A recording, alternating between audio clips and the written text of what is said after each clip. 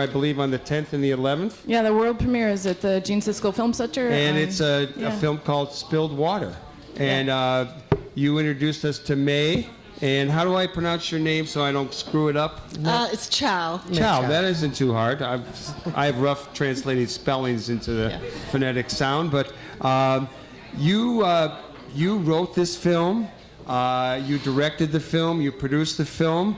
And it's a film that's based on your life. First off, by your mom, I guess, your family brought you from China. You grew up in the American dream. But in talking to your mother about her life in China, she talked about the way women were treated as being basically spilled water of no use.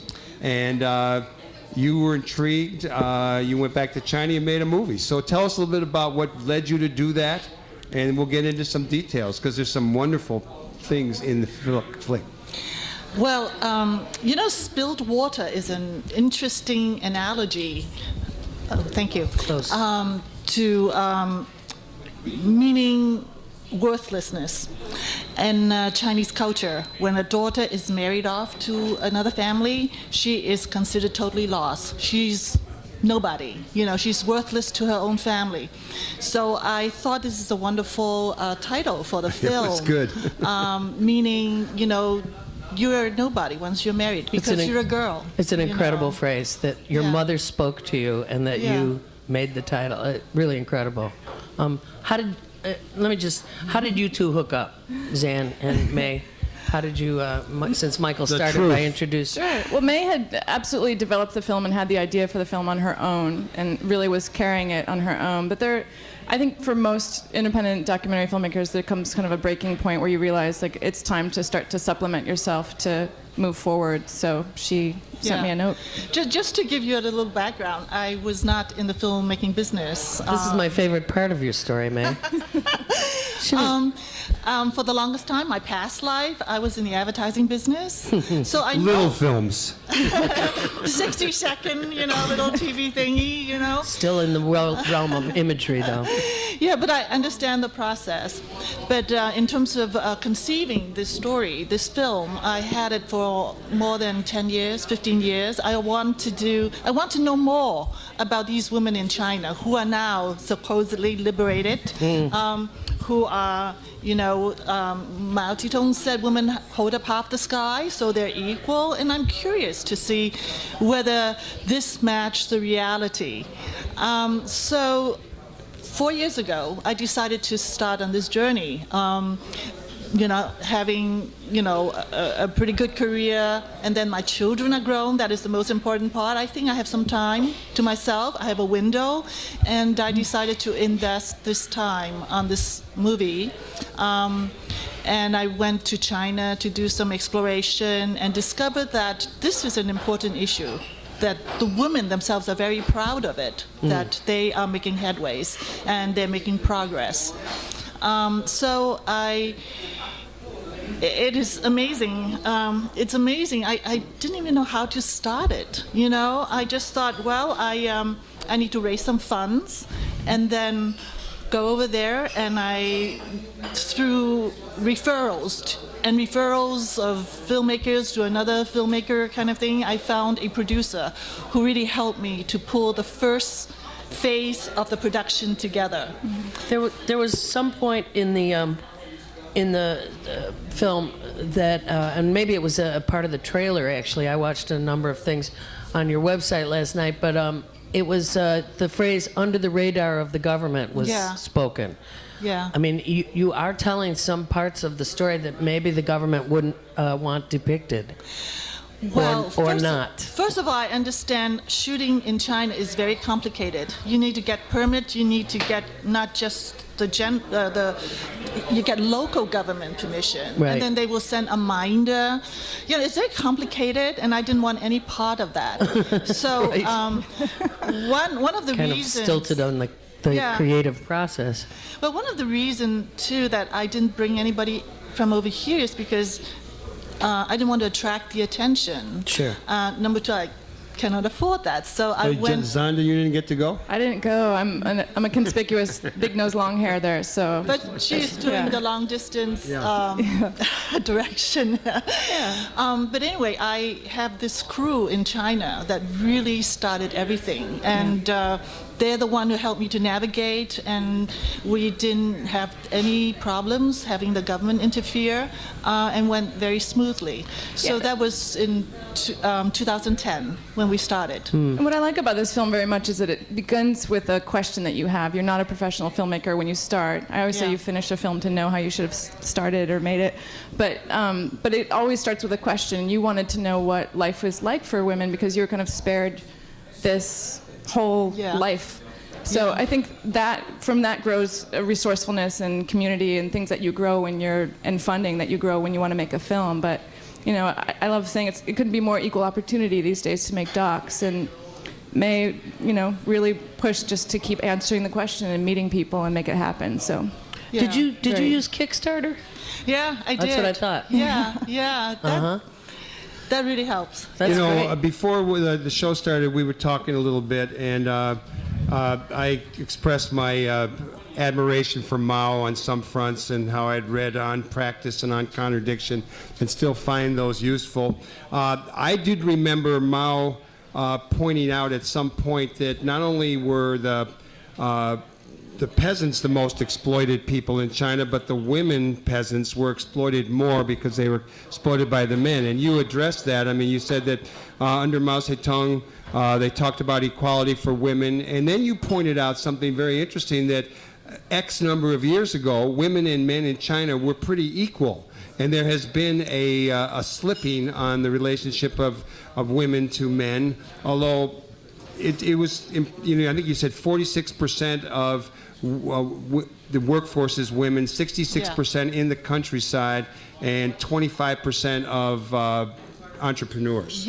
So what is the status of women in China now? Is it moving forward again, or is it slipping backward as the capitalism kind of moves this forward on one front but diminishes social rights and equality on another level? Here's the situation. In China, it's such a big, complex country. Their opportunities from the urban centers to the rural centers are very different, and each play to a different kind of culture, traditions. I would say in the urban cities, the women, there's a lot of business women and, you know, high power executives, and, you know, that scene was impressive. All those women together having dinner, talking about kissing their husband's ass, etc. It was pretty. It's an interesting scene. They didn't in the talk movie. a lot about kissing their husband's ass. I think what's fun about the film, Just one phrase, actually, just maybe once or twice. It may have been repeated in the movie. The film is 54 minutes long, and I think what's fun is that if you have never been to China or really thought much about gender equality, it's not a PowerPoint presentation on those things. It really is a quest, May's quest, to go back to China to learn about these women. And so she meets with a high-powered lawyer, a former farmer who's a school teacher, and a factory worker, and they're all in different phases of their lives. And I think that that's what's, for me, what really brings the film's culmination to these kind of beautiful moments, which is that what May ultimately does is connects with them and just listens to them. And they have these stories that you would never read in a newspaper ever. And that's why you should come see the film on January 10th and 11th. Interestingly, the one of the women at one point is quoted as, or she says, life in the country for women, we're freer in the country. Right. She was referring to career women as being, trapped in a way. Yes. And the woman who was saying that is the same woman, I believe, who is the singer, right? Right. What a touching story hers is, and the capturing of that, her sitting alongside of her young husband, incredible. But here's the irony, and here I think it's really kind of universal when a woman is caught in a moment where she has to make some choices. And in the movie, she said her dream is to be a singer. Right. So she went to the big city and sang and actually make living and send money home to supplement the income. Right. However, the husband said, I want you to come home. I want you to, I want you to be here with your son. And take care of the family. So I think And she also approaches it very practically. Like, she loves to sing, but the idea that she can bring all that money home to her is a very practical choice as well. Yeah. And he doesn't see it that way. He does not, which was amazing to me. Right. So in the end, she has to make that choice, and we kind of left it, kind of hanging there. And she said, Yes. well, if I have an opportunity, yes, maybe, but at this time, I really don't know. And we kind of left it there. Exactly. She's also part of a singing group from her town that goes on tour, and seems like she was making a good buck at that. One of the most wonderful scenes in the movie is you visiting her town with her and other people from the town, and she sings. They do a performance for you, and then they ask you to sing. And you, I guess the first song that came to your head was Michael Row the Boat Ashore. So that you're course. singing Michael Row the Boat Ashore, one of my favorite tunes. And As opposed to I'm in love with a big blue frog, which would have been the second choice, I'm sure. Then one of the women in that group that is clapping hands, she picks up the tempo. Talk about that scene and your time in the village, because I'm a little disappointed here, Xan, that you didn't get to go to China, because all I could think throughout the whole movie was, why don't I go to China? I want to go along. I'll carry your bags, Oh, quick note. I lived there for about half a year, 12 years ago, which is part of the draw for me in the film. But, I was working with May by the time she went on that trip, and it's a matter of economy, too, to not have me go. But also for this, I think for this night, May was the foreign object, and I think that was really important for that scene. Yeah. But so I talked to her as soon as it was over, and I remember just welling up when she told me about what happened, also because the cops were coming. I well up when the cops come. I know that. Yeah, it's an effect. I got all of But when you make a film, you see that scene over and over again through the sound mix, through everything, and I still to this day, I'm sure Friday night when we see the world premiere, that scene always makes me cry because there's a true. I cried in that scene. Yeah, I mean, I got a little, the tears welled up a little. I bit. welled up about the grandmother, visiting the grandmother and her feet. The bound feet. Yeah, that is I kind of like to preface a little bit going back to that singing scene. Yeah, go ahead. Just to give you a little background, the singer is from a ethnic minority group called the Dongju. China has 56 minority groups besides the Han, which is the regular Chinese. Yeah, so they're more the. You're a Han? I'm a Han. Okay. Yeah, and the ethnic minorities are the indigenous people who lives in the mountain. So they have a very simple, pure life. Yeah. And they love to sing, and the music is actually very important in the sense the UNESCO acknowledged them to be a living treasure because they don't have a written language. They pass the music down from one generation to another. Got it. So that's the reason why she was very proud to be propagating the culture, and make it, to be known to the rest of the world. Sure. But anyway, they live in some remote village, 8 hours from the biggest city in Guizhou. That is the southwest part of China. Can I just say thank you for putting maps in your movie? That was It was a choice. It was a Are you choice. kidding? good. It was wonderful. It was wonderful. You'd close in on China, huge China, with all of the provinces marked out. And I was every time the map appeared, I wanted to find your, what is it, Guangzhou? Guizhou. Guizhou, where you came from. But yes, letting people know, because, Yeah. gringos are a little goofy about geography. It's a big place. Yeah, and it is a big place. And that was a wonderful piece that you included that. Oh, thank you. Not to interrupt. But anyway, that is 8 hours from the biggest city, driving in country roads, one-lane country roads. So it took a long time to get in there. Unfortunately, I planned a 3-day shoot there. Unfortunately, the provincial government got wind of that. And they were questioning us. I mean, they talked to the producer and said, why are you here, blah, blah, blah, blah. And, we're all very concerned. So we cut short the production to 1 day. And that night, that is the same day, basically all the footage on the singer was done And that in whole one day. storyline is one day. See, That's look hard at work. the magic of that, because Yeah. it's really one of the stirring scenes in your film, and you captured that it. night when they had the concert, I didn't know about it. Ah. Just the village women decided to give us the welcome the foreigners, and they Yeah. decided to put on a show. And I was actually very disturbed that night because of all the pressure of the government, and we had to Right. leave and blah, blah, blah. So that was so emotional when they came, broke out into song, and invited us to sing. So that was one of the reasons why it was a really a very could catch special the moment. emotion. A One of very the special principals moment. was a lawyer, a woman lawyer, very successful. I think she probably was single mother. Yeah. And yeah.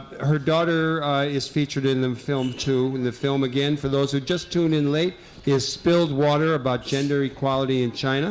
And the mother, there's a scene of the mother being quite lonely with her daughter off in America going to school, where the daughter wants to be a TV host like Oprah Winfrey. Yes, she Right. wants to Tell be us like about Oprah those Winfrey. folks. Okay. Actually, the mother is here in New York City right now visiting her daughter. Uh-huh. The daughter is going to school in Columbia. So that's very interesting. I want to invite the mother over here, but she Can they said come by on Friday and join us at the world no, premiere? she's on her way to Paris. Paris, Schmeris. But she works for a French. Schmeris. The mom's real successful. Yeah, She's a very successful successful. business mom. Yeah, yeah. But anyway, I think I want to use her as a counterpoint to the rural women because, Yes. I mean, her life is so different than the rest of them. And for us in the West, we can relate to her lifestyle, having a very busy professional life and ambitious daughter and everything. However, she really kind of shared with us that she's in a legal profession where men are the run it. Yeah. And so there's a long struggle for her too. Yeah. She really, She also seemed to yeah. have the least joy. I don't know if that's real. If that's what came across. It's like you could tell she had fought every inch for her position at that law firm. And didn't she say she's one of the partners now? Yeah, she's a partner. She's a partner. Yeah. And you could, when she said that, it looked like you could see the struggle that it took her to get there. Yeah, and also there was one scene when she told us she made this wonderful dinner. You know, she was Actually, probably she was married. Yeah, she was married then, and she was not working, and she made this wonderful dinner for her family to come home. But her right. ex-husband was so busy with the business dinner and He entertainment. called home and said, I'm not coming. And her daughter decided she didn't want to come home because she was with some friends. So she said, make this wonderful dinner. So what am I going to do? And I'm so educated. So she decided to go back. Yeah, to that work. was a great Yeah. story. I think there are sentiments of these women's experience that I think we can all We relate all to. share. That's absolutely Yeah, right. yeah. That's absolutely right. So we don't forget, this film, Spilled Water, will premiere on the 10th of January and again on the 11th at the Siskel Film Center. And I don't have any more details. You want to share You something? can visit spilledwaterdoc.com for our website, or Facebook. We're Spilled Water there, and you can like the film there. And you can read character bios. It's 4 women plus May's story. But yeah, it's the world premiere, and we'll be there, so come celebrate with us. It means a Yeah. lot to us when people show up. Yeah. to see Friday movies night at in 8 person. p.m. and then Saturday the 11th at 3 p.m. Yeah. Right. Can I just ask May? There was a woman who was consistently commenting, gray-haired lady. Oh, yes, yes. Who is that? She's, her name is Wu Qing. Activists. Yeah, she's Yeah. a woman activist. She's also a party member. And she's over there. Yeah, yeah. She's in a it, scholar, yeah. a professor. She's a left-wing woman. Yeah. She was the one who Very said. outspoken. She was the one who said. Women are the first teachers. Yes. Mothers are the first teachers, of Yeah. course. But the way she put it in 2 phrases was so powerful, juxtaposed with the 4 different women. And the other woman we haven't talked about much is the woman who works as a maid, Right. who is separated from her husband, never received any child support. Saddest story. Yeah, but Yes. thinking about getting back with her husband now. But totally devoted to her daughter. And part of this is against the backdrop of thousands and thousands of girls lost, of women committing suicide, of the devaluation across in the hinterlands, particularly Yes, of yes. of baby girls, and so that's the backdrop that you set up at the beginning of the film, and then going forward, you kind of forget that in fact was the policy of the country, to devalue women. It actually changed, I think, last week. Yes. Yeah, I think the one-child policy is a very complicated thing because I think to the government, they think it's necessary to curtail the population growth. However, the women themselves, they never want to say, women go abort your child, but it's the woman's choice that did that, which kind of disturbed me. Yes. You know, it's a woman's choice, the mother who decides to abandon the daughter because of Stigma, social pressure. Sure. Yeah. Sure. So to me, one of the hope I hope this film would do is to help women to change their mindset about what it is to be a woman, what is their worth, what is your daughter's worth, to reevaluate that, to change that. So, you know, I don't know whether it's a whole movement about that or it's just to touch their hearts and make them change the mindset. Let me ask you, filmmakers, what's your next step? I mean, how do you get this film out there? How do you get, besides shows like this, talking about it, having the world premiere, what happens to a documentary film about women in China? We hope first and foremost that people watch it and show up and then tell people about it or bring people to see it, and that really helps. But then we have a festival run that we're working on. We're hoping for a broadcast at some point to get picked up that way. The film's perfect TV length. So, but also hoping that, you know, I think when documentaries are really useful in the world, it's when they're put in the hands of individuals and organizations for whom it's a useful tool. Everybody loves a movie during school, so we're hoping that the secondary life of the film is on an educational basis. It's perfect classroom length, so. Yeah, and don't forget, March is a month of International Women's Day. I hope some women organization might pick it up just to be a part of their conference. The film's or available. whatever. You can contact us and we will work with What's a works good and conferences. contact for the two of you? What's your preferred email address? Yeah, You can visit our Go website. to the website. There is a contact. www.spilledwaterdoc.com. There's a contact page that Send us a will note. get to us. One more time, www.spilledwaterdoc.com. And for educational and orgs, you can write to me, Xan, Xan, at Kartemquin, KARTEMQUIN.com, and we can start talking about that. Well, we want to thank you both for showing up and Thanks for helping to having us. continue our talk about water today. It's our pleasure. We want to thank Deborah Shore for talking about water and our future, and we want to thank both May and Xan for telling us about spilled water. We love it when people are tuned into the Live from the Heartland show. We're here for you, and we will be back next Saturday with some surprises because we don't know who's going to be on the show. And That's one you way can of get a putting hold it. of us at Michael@heartlandcafe.com or Katie@heartlandcafe.com That's if you think you'd Katy. like to be on the show. Or if you have some ideas, we always love hearing from you. We encourage you to do good in the world. The world needs all the good that you do, so all power to the people. And don't forget it. Over and out. Thank you.